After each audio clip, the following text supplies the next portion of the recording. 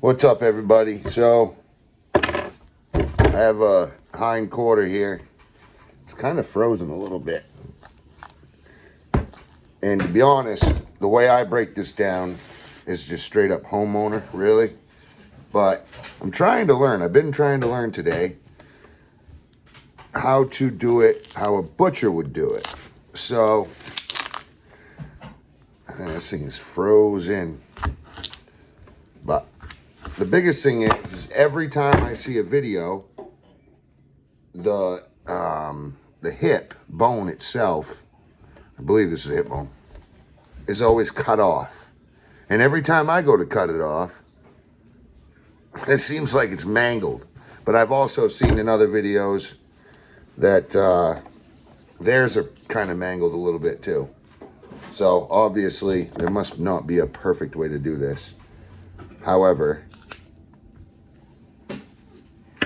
you want a nice strong knife, nice strong back knife. That's gonna be key. And so what I'm doing, I'm taking right on this knuckle, cut in. This is what I was shown to do. When it's frozen, it's a little harder.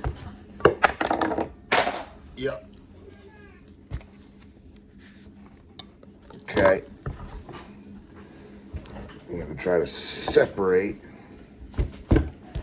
that knuckle. The last one I just did was way easier than this, but been frozen out there for quite a bit of time.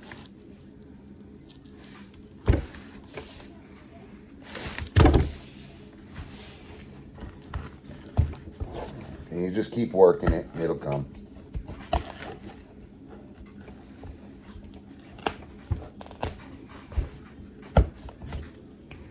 So that's your shank.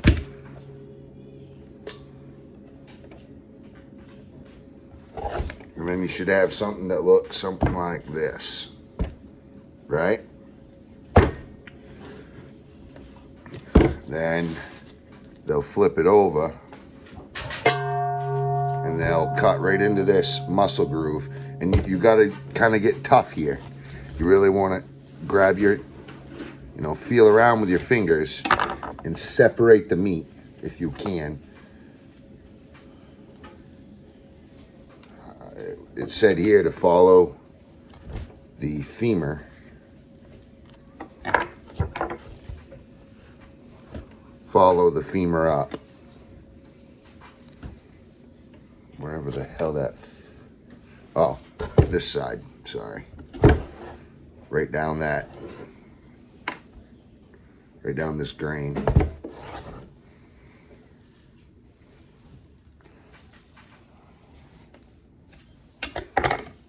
Man, this thing's... It isn't really frozen, but it is semi-frozen.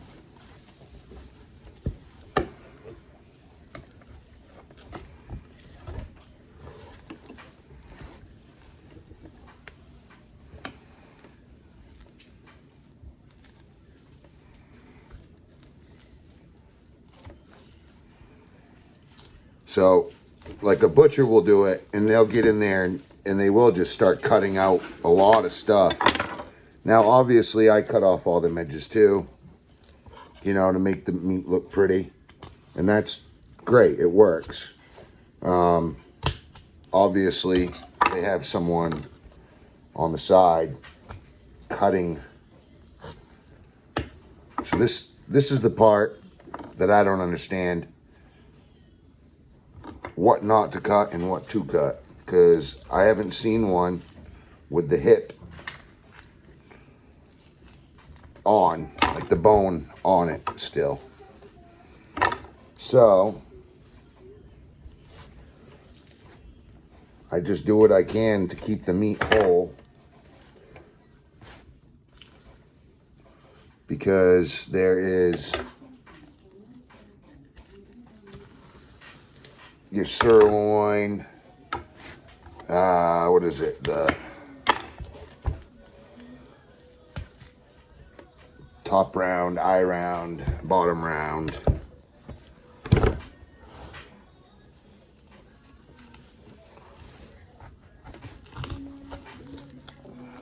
So, as you can see in here, I'm separating it, and that's the femur. And it's all connected, but it will peel off, especially with a nice strong back knife. I believe this is called a boning knife. See how it's curled? It helps you get into these curvy areas and kind of, not really carve, but almost scrape the meat off the bone. Now the butchers will know right where to go, right where to cut, to just kind of literally pull almost everything off, and it looks so nice once they're done. And also I hear that different countries have different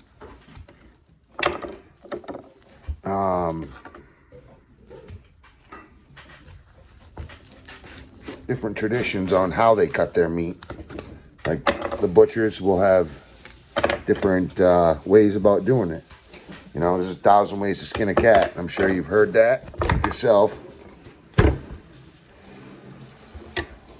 So right now, the biggest thing is we're just trying to separate that femur bone, and then I'll get to the hip bone. They usually do the hip bone first, obviously, because they start the video. Now remember, every bit of meat that like is nice red meat, obviously check it for hair, but anything that's red, you're gonna save and put that into your hamburg bowl or bin, whatever you're using. And a little bit of deer fat in that is absolutely fine. That deer fat is pure energy. So we're almost there. I've almost got the bone off the hip. I'm just going to start carving. So as you can see here, we've got the femur. This is where the shank was, right? So I'm going to start carving into this hip and scraping it off the bone. And hopefully I don't hack it up too much, because I would like to show you the different cuts on this hind quarter.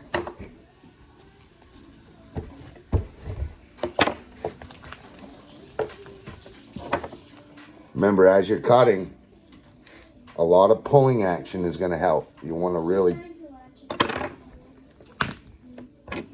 want to pull.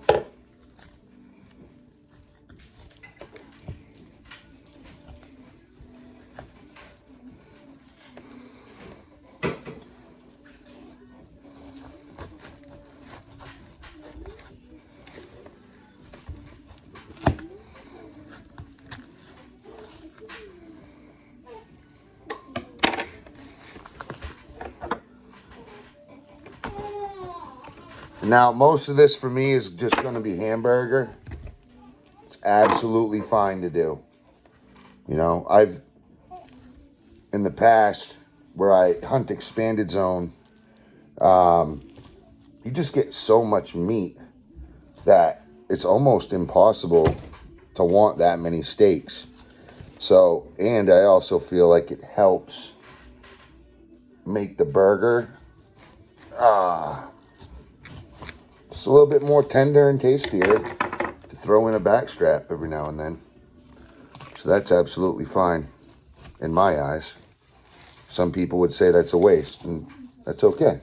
I feel like as long as you're eating it, as long as you're harvesting as much meat as you possibly can. Now, yes, I'm trying to get this all in one, and I still will pick all the meat off that.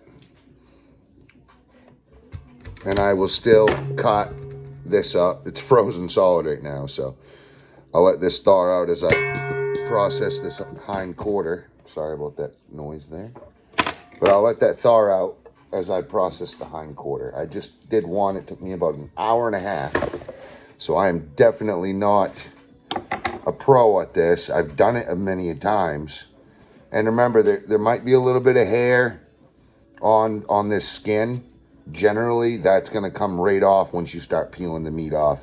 So don't, I mean, as you can see, I've picked quite a bit of hair. So there really isn't much here at all on this. There might be 1 or 2 pieces here and there, but as I see them, I pick them off.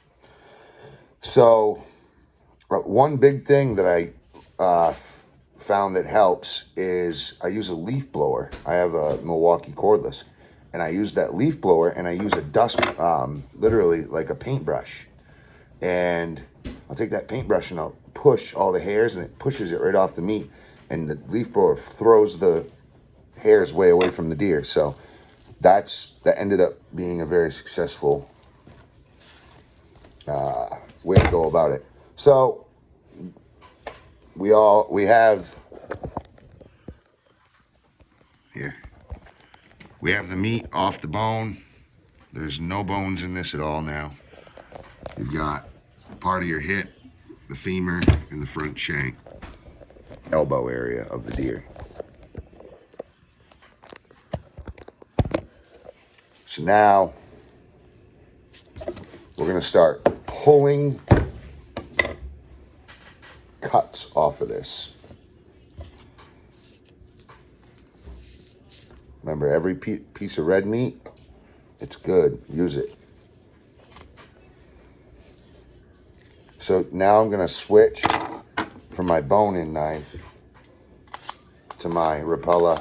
Doesn't really matter, but a nice butcher's fillet knife. Really, they're all the same. I like a nice 6-inch.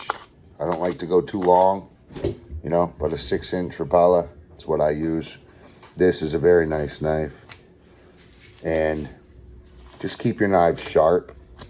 That's basically it. And you're just going to start peeling. And peel. Colb, do you want to hold this phone for me so we can show these guys? Just be careful, it's live.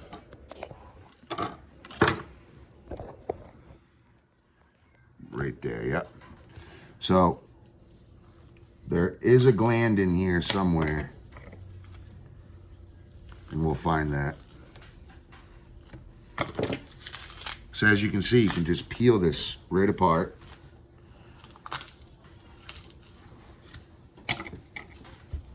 Believe that's your top round, your eye, and your lobe. This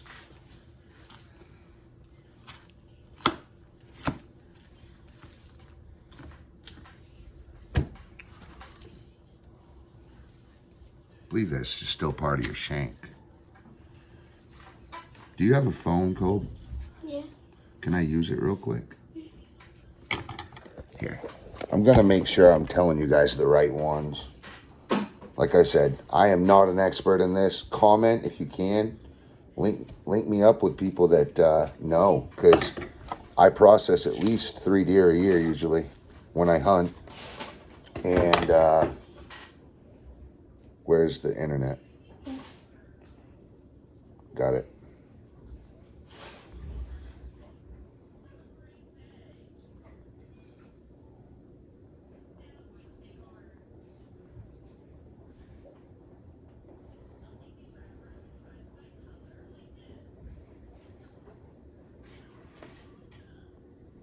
Okay. The tri-tip, the rump, the sirloin tip, top round, eye of round, and bottom round, and then the shank. So yes, that was still part of the shank. Obviously the femur. That's what that tri-tip up there is. So let's fold this all back together so that I can see. And go ahead and grab the phone.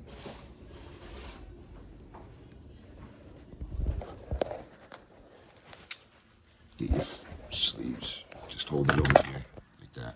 The camera's on this side. There you go. Flip it down right there. Okay. So thank you, Colby. So we had it. Oh, this is the left side. So it's going to show. No, it isn't. Oh, it's perfect. We have this side. So the shank would be here. So that would be the shank, right?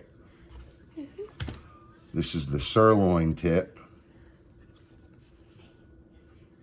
This is the rump up here.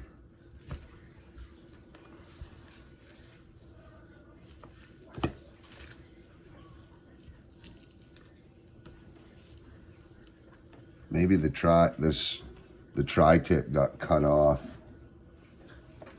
No, I left it.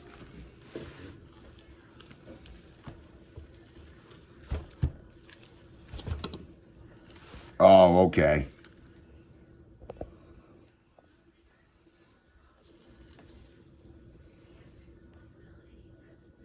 Top round, eye of round, bottom round, rump.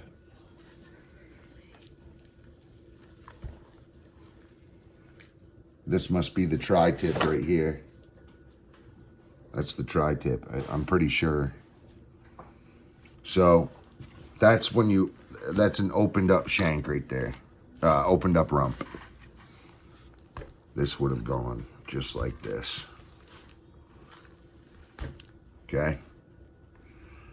Obviously I kept that hip bone on there. And then this would have gone just like this.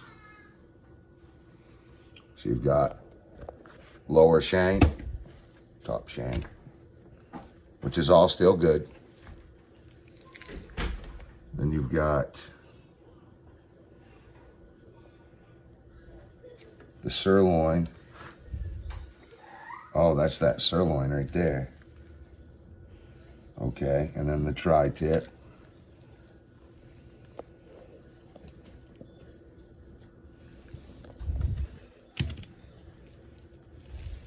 Or is that top round, eye round? I don't know. They're all in there somewhere. But there is a gland in here that you gotta cut out, and I believe I've already cut it out. Unless it's that right there. So what we'll do, I will start separating these, okay? And we'll get these all out on the table and see if I cut this in a way that is recognizable, like a butcher would be able to show you the separate cuts. And if Colby tips it just like this, we'll be able to see it the whole time. So this is just a layer of fat. I can cut that with it.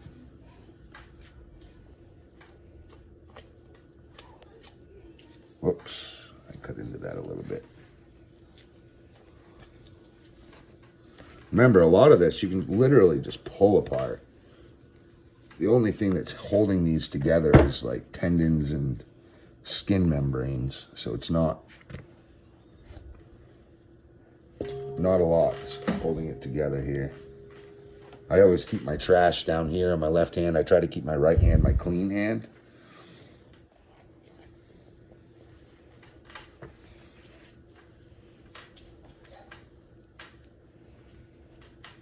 Okay, this might be the sirloin. It's thin. I'll have to learn that. Like I said, I'm in the process of learning right now. If you guys can link me up with anybody that knows this stuff, that way we can get on a video, or I can just watch someone do it, or send a YouTube video. There's the gland right there. So we want to cut that gland right out of there, because that gland has scent in it that we do not want in our meat.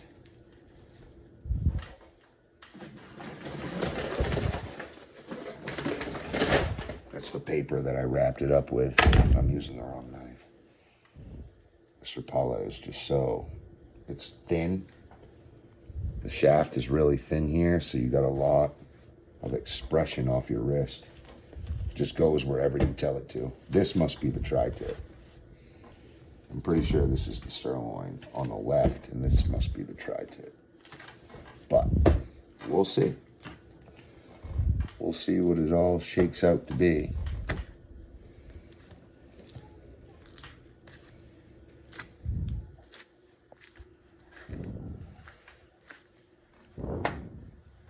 That's probably just the top of my, I'll throw that up near the shank. That looks like a good cut. You got that right there. That looks like a top round, but maybe I'm wrong.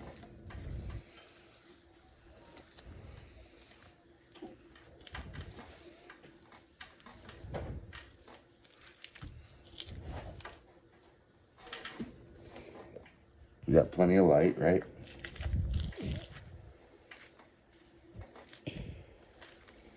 So you can tell the difference between the fat and a ligament by if it crumbles, kind of like crumbling cheese, or if it feels really slippery. So that's deer fat. Got a little cartilage in there too, but that's deer fat. How long does it usually take to cut up one whole deer? One whole deer all the way like into like, what do you mean? Because cut it up means what? Quartering it up, processing it, putting it in bags, put it in the freezer? Yeah. Like hamburger and all? Or just straight up into pieces of meat? Like, Probably for me, if I did it just one deer by myself and I did full 8-hour work days or 10-hour work days, to be honest, after I processed and burgered, probably 2 days. Okay. Maybe 2.5. It's really seriously not for the weak. It's boring in a way. I like it. I think it's kind of neat to learn the anatomy of the deer. Look, that got cut right there when I was trying to get it off the hip. I believe that might be the bottom round. Maybe it's the top round because that was on the top. I don't know. But guess what? I think we're going to find out. This is the sirloin. I'm almost positive. Because it was on the top. Oh, there's the tri-tip. See, we found it. There we go. Just like the picture said, it was above the sirloin. And you're just peeling membrane of skin. It's really all this is. There we go. And that big piece is the sirloin? I'm pretty sure. Okay. Whoop. And the little piece is the tri-tip. There's the sirloin. There's the tri-tip. I think. Maybe There we I'm go. wrong, but we're going to have to cut this out to find it. Let's see. Yep. Maybe that's just a big piece of fat. Maybe. No, there's red meat in there, though. We'll find out. There we go. Yeah, that's the tri-tip. There you go. A little bit of silver skin there. So I'm going to make all this burger, so every piece of red meat that I see, I save. That's just what it is, you know. If you're making burger, you're feeding your family, you're filling up the freezer, and you're going to survive, you know. Even if you don't have a freezer and you got to dig a hole, or if you don't have a freezer and you got to smoke your meat. However which way you're going to save your meat, you're going to have, you know, if you got a family, you're going to have to figure it out. So basically, that's the way I look at it. I don't want to kill a deer and then just throw away the red meat, you know.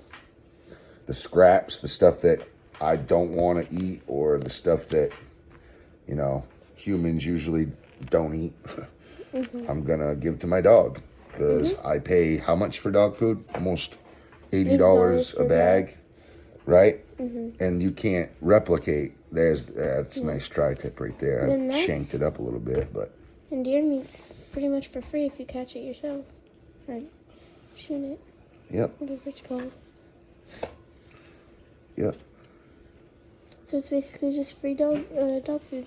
Hunting is very expensive, but Yeah. once you have all your equipment and you don't have to keep buying new equipment and all that, it ends up, you know, becoming cheaper and cheaper and cheaper as you go. And I mean, hopefully, that's what you pray for. Yeah. You know, that's what you strive for, is trying to get to be economical and efficient at retrieving deer from the woods and bringing them, harvesting them, to, and making sure your family has food. Yep. It's the biggest. It makes you feel so good to feed your family. And make sure that you yourself have plenty of food. All right, so I just got caught up cleaning that. There's a lot to clean on this, and I jacked it up a little bit, trying to get it off the bone. But I believe this is our sirloin. This is our eye of round. No, middle. Oh no, this one is. Sorry. So this bottom round. What is it? Okay. There you go.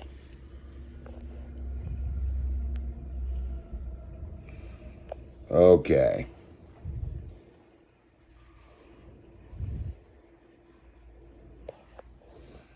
We have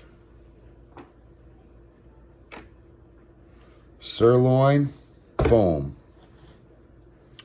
Shank, boom. Rump. Looks like that, doesn't it? Mm-hmm. That's small.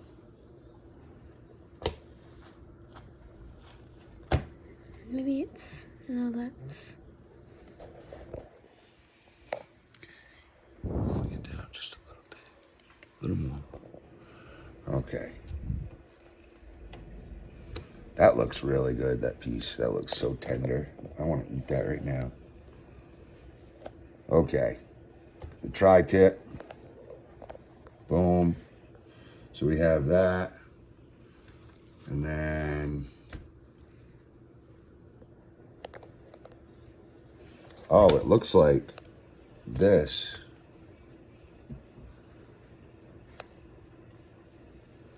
Oh, that's this.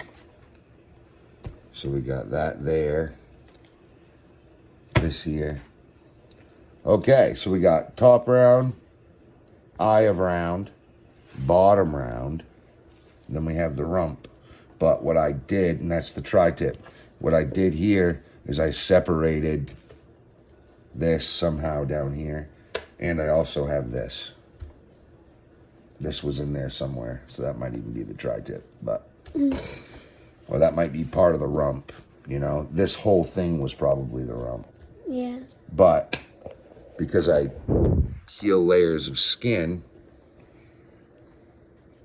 I separated the whole dang thing. But I'm pretty sure that's the tri-tip. We got shank, sirloin, tri-tip, bottom round, eye of round, no, top round, bottom round, top round, eye of round, bottom round, rump. So rump, bottom round, eye of round, top round, shank, sirloin, tri-tip. All right, we figured it out. So, that being said, thank you for your cell phone and thank you for holding that. You're welcome. I gotta get my tripod back out or get my GoPro turned on. So, love you. So, as you can see,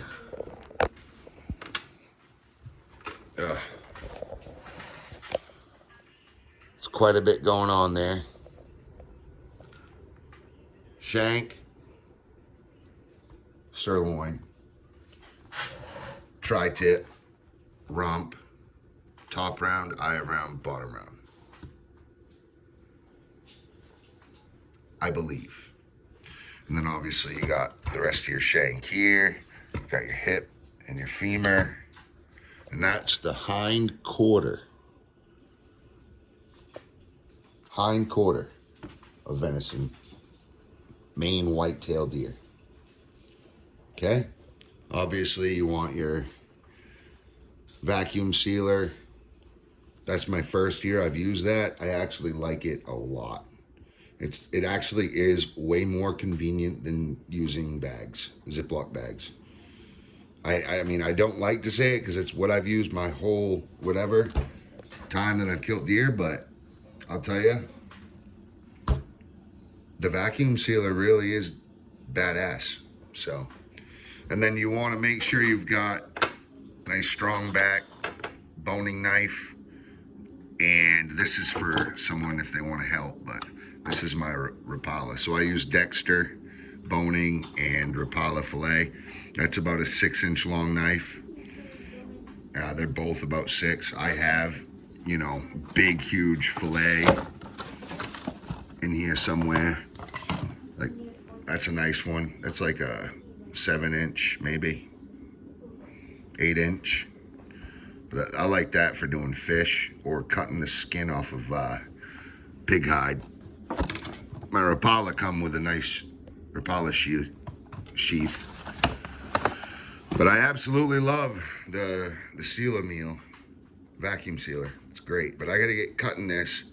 I was doing it outside, but it's literally wind chill freezing out there, and I couldn't even feel my fingers, let alone get this meat to cooperate. So I am on a time limit. This stuff is thawing out. This is still frozen stiff, but we gotta get going because we don't want it sitting in this blood.